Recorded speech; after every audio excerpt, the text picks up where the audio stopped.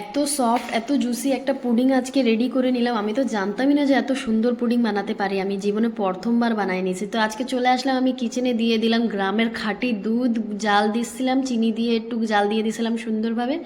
পাশাপাশি চিনি ক্যারামেলাইজ করে নিচ্ছিলাম। ক্যারামেলাইজ করার জন্য দিয়ে দিলাম চিনি, একটু পানি, তারপর একটু জাল দিয়ে সুন্দর করে কালার হয়ে গিয়েছে। তারপরে একটা বাটিতে দিয়ে দিলাম একটু ডিম, একটু ভ্যানিলা এসেন্স, তারপরে রুম টেম্পারেচারে করে দুধটাকে সুন্দর করে উইস্ক করে নিয়েছি। এই জায়গায় স্টেনারে স্টেন করে নিয়েছিলাম। তারপর সুন্দরভাবে বসায় দিলাম ওভেনে প্রায় 8 মিনিটের মতো বসাইছিলাম। একদম পারফেক্ট হয়ে গিয়েছিলো 8 মিনিটে, বেশিক্ষণ রাখা লাগেনি, একদম ঠিক হয়েছে। আমি তো জানতামই না যে এত সুন্দর পুডিং আমি বানাতে পারি। আমার হাজব্যান্ড আমাকে কোনোদিন বলেইনি।